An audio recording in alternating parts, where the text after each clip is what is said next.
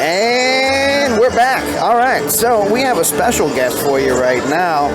Somehow through, time travel, David Bradford has joined us today. David, welcome to the show. Well, thank you very much. It's an excellent time to be here. So tell us about your involvement with the Whiskey Rebellion. Well, I'm a politician, congressman for this western part of the state.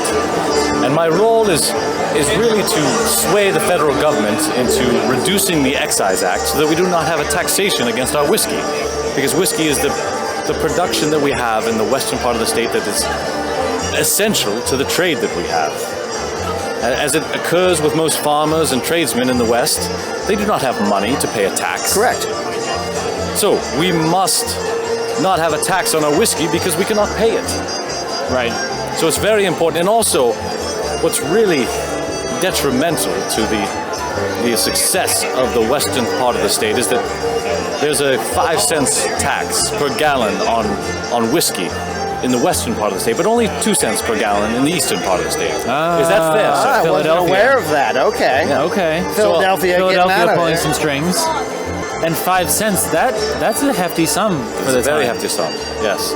Now, you also got taxed on your still in addition to the amounts of gallons that you produced. So 5 cents per gallon. 5 cents per gallon. And how much for the still? Good question. You got him. You stumped. You stumped me.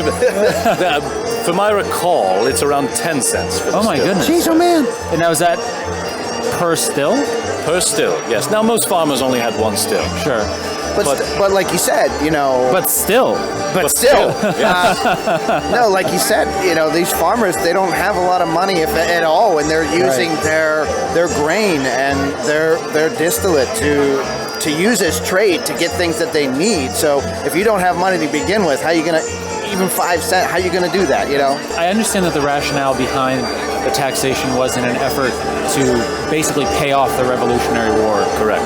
What was the rationale for focusing on the whiskey, though, if the individuals selling the whiskey already had nothing else to give? It was the enforcement by Alexander Hamilton to essentially take control of the entire federal area. Okay. So President Washington was the largest distiller at the time. Sure. And he was getting taxed at a much lower rate than the rest of the community. Sure. It was really just the federal government trying to institute their power over the western parts and the frontier. Okay. Because, at the time this would have been the frontier. That's correct. Now, is it true that upon, the implementation of the whiskey tax, is that essentially what drove so many of these distillers out of Pennsylvania into Kentucky, and what caused kind of Kentucky... What is now Kentucky. What is now Kentucky. To escape the tax on their goods. Is that... That's correct. The further you went out into the frontier, the less tax collectors would be able to find you. Okay.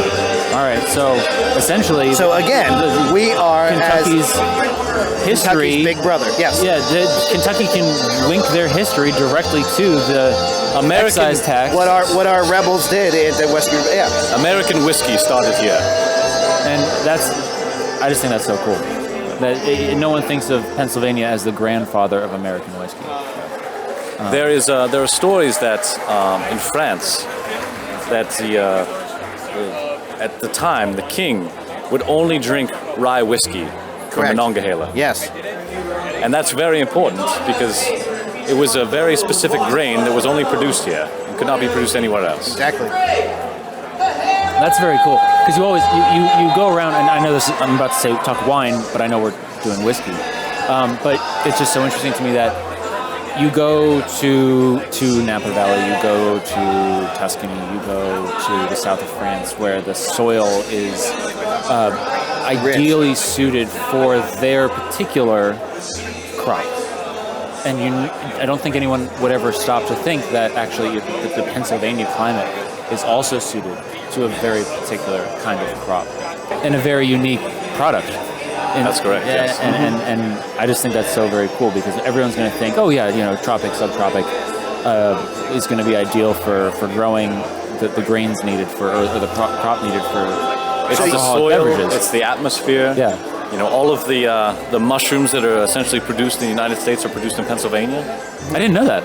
Yes. I'm learning Pennsylvania a hell of a lot is right now. It's the national capital for mushrooms. My wife's going to be very happy to hear that. That's Not those that's types of fantastic. mushrooms. Man. Yeah. Oh no! I mean like mushrooms on a pizza. We're not. Yeah, yeah, No. Oh, yes. No, whiskey is the strongest. Oh, good. Yeah. Yes, Yeah. yes. This is my indulging. I don't need to taste the colors of the wind.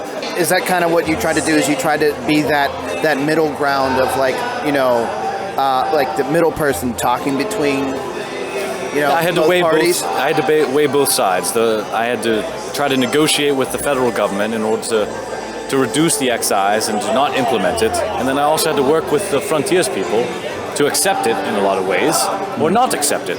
Now, my involvement in the rebellion caused for my exile because I was basically sworn to treason. Right. I was the only individual who was not pardoned from that. That was treason. my next question. So that's what I thought. I wanted to double check with that. Yes. But yeah. Right. After the exile, what happened? So I was exiled. I essentially had to escape from Bassettown. Washington was Bassettown at the time. Correct.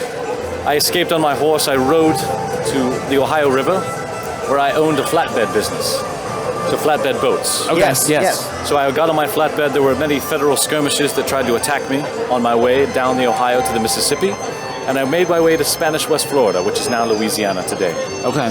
So I had to spend 5 years there without my family, exiled in Spanish territory because I could not be extradited for my treasonous acts Understood. there. Understood.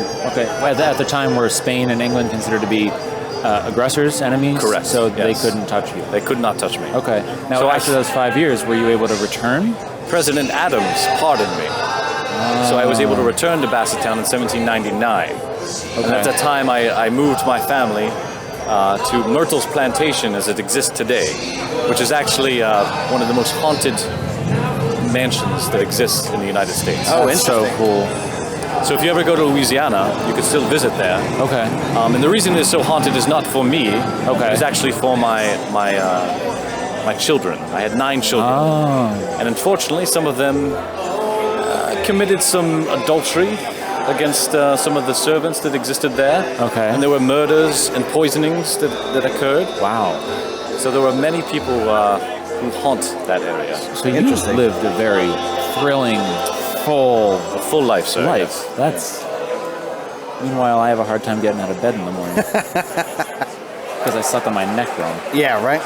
Any other contributions you had towards the rebellion that you would want to discuss?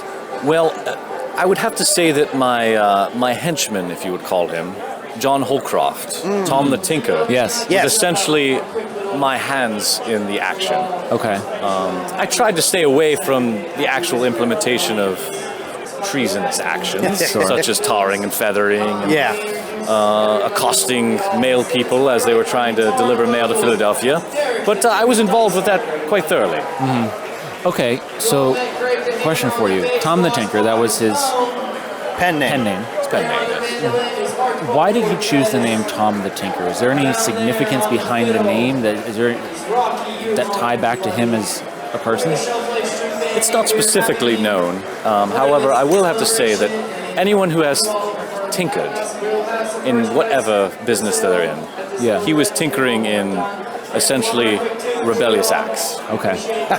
Okay. Excellent. So it was a little. There may have been a little tongue in cheek there. Yes. With that name. Yes. Okay. I like it. I like fantastic. it. That's great. Prior to the rebellion, what was your role in government? How did you help, shape the country? I was a lawyer within Bassettown. I was actually the originator of one of the Presbyterian churches that actually exists in Bassettown, Washington today. Okay. And I was actually one of the original formers of Washington and Jefferson College as well. Okay. So my role as a lawyer was more around ensuring that the land masses that the frontiers people had acquired retained theirs. Okay. Because in a lot of cases, the federal government would come in and say, this is not your property anymore. So I would fight on their behalf. Very interesting. Awesome. That's very interesting. It's interesting to me how much the federal government almost started to do similar actions that they were fighting against. Oh, yes. in the yes. revolution, as soon as the shoe was on the other foot. Of course. And a lot of it, I believe, should be credited to Alexander Hamilton. He was really the ringleader in a lot of the actions that were being taken. George Washington had his ear very well. Why were you the only one not granted a pardon under Washington?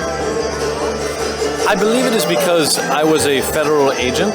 Okay. Because I was a politician. Okay. And all of the other individuals involved were citizens. Gotcha. So they wanted to make an example of me.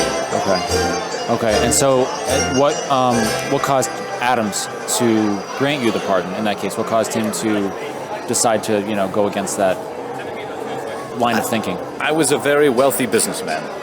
Okay. And after years and years of persistence, and my wife's letters to Abigail Washington, as well as the others. Martha Washington, as well as Abigail Adams, that allowed us to eventually get the pardon. Nice. Okay.